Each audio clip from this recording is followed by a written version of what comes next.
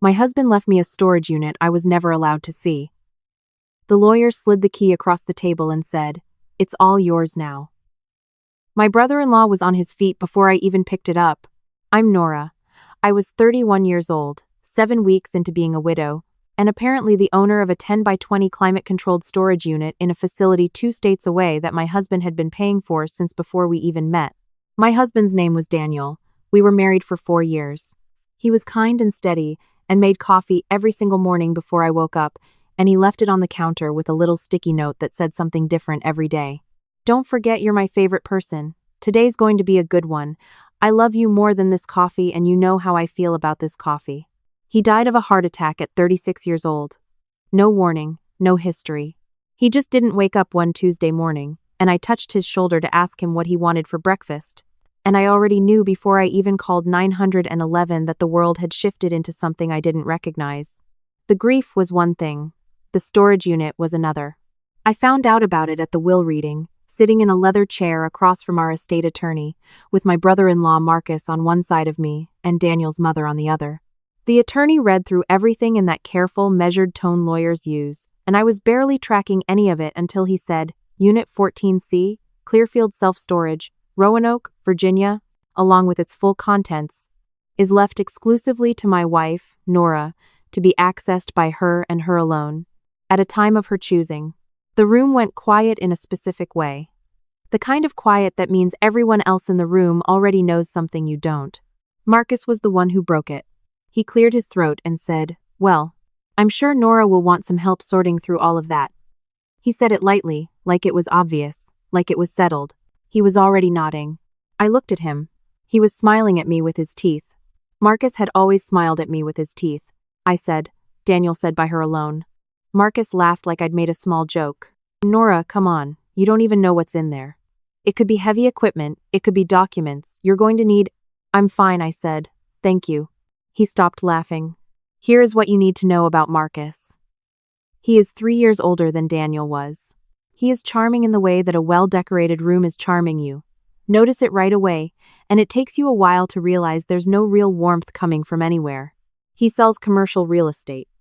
He had opinions about our apartment when Daniel and I first moved in together, opinions about the neighborhood, opinions about whether we should be renting or buying, opinions about what Daniel should be doing with his career. Daniel mostly nodded and then did exactly what he wanted anyway. I always thought that was one of the most Daniel things about him. He had this way of being completely unbothered by pressure. I thought about that on the drive home. I thought about how unbothered Daniel had been, every time. About how he had a storage unit 2 states away that he had never once mentioned in 4 years of marriage. About how Marcus knew the pause to take when the attorney read that part out loud. About how Daniel who left me coffee notes had also been Daniel who kept a secret, and I had apparently only known one of those people. I didn't drive to Roanoke right away. I needed 2 more weeks. I needed to get through the condolence cards and the casseroles and the long phone calls with my mother and the specific exhaustion of grief that makes even showering feel like a project. I put the storage unit key in the drawer of my nightstand, and I looked at it every morning and every night. Marcus called me 4 times in those 2 weeks. The first call was to check in, he said. The second was to mention that he knew a great estate sale company if I needed help clearing out the unit efficiently. The third was to let me know he'd actually be in Virginia that following weekend, totally coincidental, and he'd be happy to swing by the storage facility with me if I wanted company. I didn't call him back after the third one. The fourth call came on a Thursday evening while I was eating cereal for dinner and watching the same episode of a cooking show I'd already seen 3 times because I couldn't focus on anything new. He left a voicemail. I almost didn't listen to it. When I did, he said, "Hey, Nora. Listen. I don't want to overstep, but I've been thinking Daniel and I were close, and there might be things in that unit that are private, family things that maybe should stay between family. I just think it might be better if I come with you, for everyone's sake." I sat with that voicemail for a long time. Family things. For everyone's sake. I booked a solo drive to Roanoke for that Saturday. The facility was off a 2-lane road, beige and unremarkable, the kind of place you'd pass 100 times without registering it. I checked in at the front desk and a young woman with a lanyard walked me back through 2 sets of keypad doors. She pointed me down a long corridor and said Unit 14C was at the end on the left and that she'd be at the desk if I needed anything. I stood in front of the unit for a moment before I unlocked it. The roll-up door was orange. There was a small dent near the bottom left corner. I put the key in, turned it, and pulled the door up. It wasn't heavy equipment. It was a room that Daniel had built for me and never gotten to give. Along the left wall, floor to ceiling, were bookshelves, real ones, solid wood, the kind I had looked at wistfully in a furniture catalog years ago and said were too expensive. They were full. I stepped closer and I recognized some of the titles books I had mentioned once. Books I had said I'd always meant to read. Books in a series I had started and abandoned because I couldn't find the rest. They were all there. Every single one. On the right wall were two large framed prints, still wrapped in brown paper, leaned carefully against the shelving. I peeled back the corner of one and saw it was a botanical illustration, the kind I had admired in a museum we visited on our second anniversary. I hadn't even known he'd noticed me stop in front of it. In the center of the unit was a desk. It was the desk. 3 years ago, I had shown Daniel a photo of a vintage roll-top desk at an antique market we drove past, and he'd said we didn't have space for it in the apartment, which was true, and I had said someday, and then I had forgotten about it the way you forget about small wants. He hadn't forgotten. It was refinished, polished, the roll-top gleaming under the fluorescent light. On the desk was a wooden box. Inside the wooden box was a letter. I sat down in the chair behind the desk. There was a chair. Of course there was. He had thought of everything, and I opened the letter. It was 3 pages, handwritten. His handwriting, which I knew as well as my own, that slightly left-leaning print he never fully converted to cursive. He wrote, Nora. If you're reading this, I didn't get to do this the way I wanted to, which was to show up one day with a truck and tell you it was time to move somewhere with enough space. I've been building this for you for 2 years. Every time you mentioned a book, I wrote it down. Every time you pointed at something and said someday, I wrote that down too. I know you think I wasn't paying attention. I was always paying attention. I just wanted to give you the someday all at once. I put the letter down. I picked it up again. He wrote, I need to tell you something about Marcus. I should have told you before now, and I'm sorry that I didn't. The reason I needed this to come to you and only to you is because Marcus cannot know what's in here. 2 years ago, he came to me with a real estate opportunity. He said he needed a partner, someone to co-invest, and he showed me the numbers and they looked good. I gave him $40,000, Nora. I need you to understand that I know how that sounds. I want you to know I discovered it 4 months later it wasn't an investment.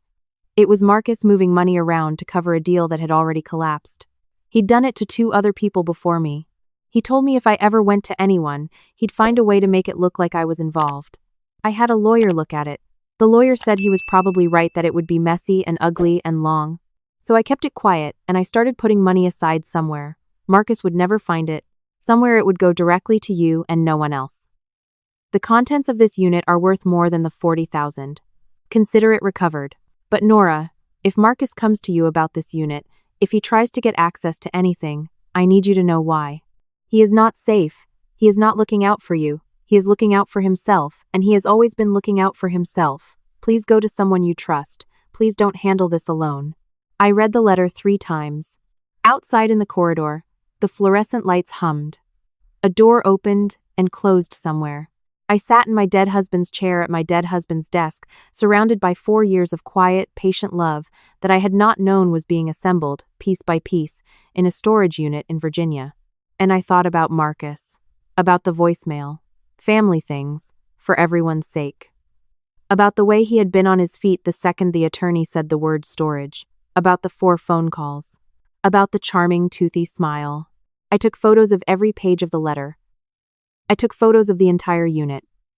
I called my best friend Claire, who is also a paralegal, and I told her to stay on the phone with me while I read her everything. Claire said, do not touch anything else in that unit, lock it back up, and when you get home, you and I are going to someone with a law license first thing Monday morning. I said, he told me not to handle it alone. She said, he was right. I drove home with the letter in my bag and Marcus's voicemail still sitting unread in my phone and something in my chest that was not quite grief anymore, or not only grief, it was something more clarified, more angular, the kind of feeling that has direction. The attorney we saw Monday morning was a woman named Helen who Claire had worked with before, and who listened to everything I said without interrupting once. When I finished, she asked for the photos of the letter. She asked for the voicemails. She asked whether Marcus had made any written communication to me about the unit, and I showed her the 3 texts he had sent alongside the phone calls. She read them carefully. She said, "I want you to do nothing. I want you to respond to nothing. And I want you to send me everything you just showed me." I did. What happened over the following 6 weeks is the kind of thing I did not know was possible when I walked into that storage facility alone on a Saturday morning. Helen had contacts. Helen had seen financial fraud cases before. The $40,000 Marcus had taken from Daniel was the smallest piece of a pattern that Daniel had apparently documented in a secondary folder on a cloud account, a folder he had shared access to with Helen's firm through his own attorney, who called Helen the day after our meeting to say he had been waiting for this call. Daniel had prepared for this. He had been preparing for this for 2 years. I think about that a lot. About the coffee notes every morning, the sticky notes, the steady ordinary life we had, and underneath it, Daniel quietly, carefully building a case, building a room full of someday, building a way to protect me from something I didn't know was coming. He wasn't keeping secrets because he didn't trust me. He was keeping secrets because he trusted me to be okay, and he was making sure of it. Marcus was not ultimately charged with anything related to Daniel's $40,000 not enough paper trail directly tied to their agreement. But the pattern Helen's contacts uncovered was enough to open a separate investigation into 2 of his commercial real estate deals, which had their own problems. His real estate license was suspended pending review. I don't know what happens after that. I know it is no longer my problem. He sent me one final text, 3 months after the will reading. It said, "I hope you know I was only ever trying to help." I didn't respond. I have the books now, shelved in the 2nd bedroom of the apartment. I moved into that fall, the one with enough space. The botanical prints are hung in the hallway. The roll-top desk is in the corner of my bedroom where I can see it from the bed, and sometimes in the morning when I look at it, I think about how he wrote things down. Every book I mentioned. Every someday. Every moment I thought he was somewhere else, and he was actually just quietly paying attention. I still can't bring myself to stop leaving the coffee on. I make it every morning, and I drink it alone, and sometimes I put a sticky note on the counter that says something small and true, just to feel like someone in this apartment still believes in that. I think that's what he would have wanted. He always was paying attention,